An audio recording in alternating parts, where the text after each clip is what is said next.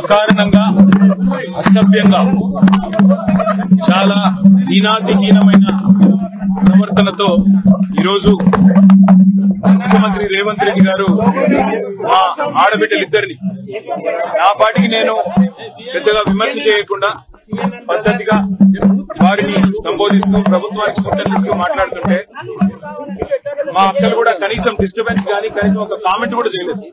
కనీసం నన్ను ఏమి ప్రాంప్ట్ కూడా చేయలేదు. మీరు ఇది చెప్పండి అది చెప్పండి.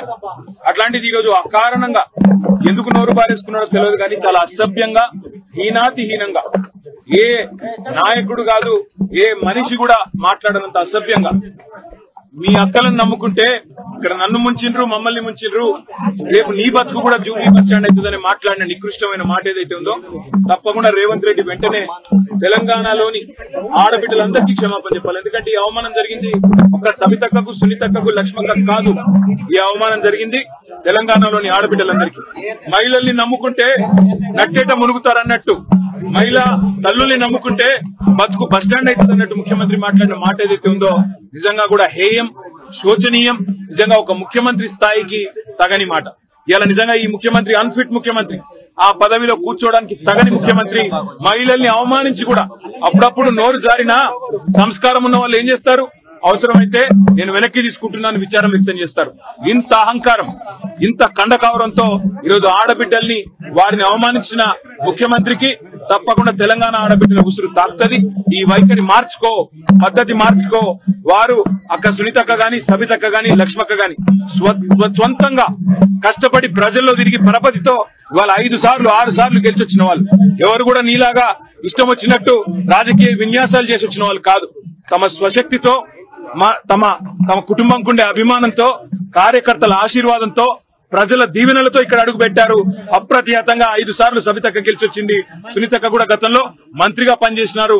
లక్ష్మక్క కూడా జెడ్పీ చైర్మన్ గా శాసనసభ్యురాలుగా పనిచేసింది.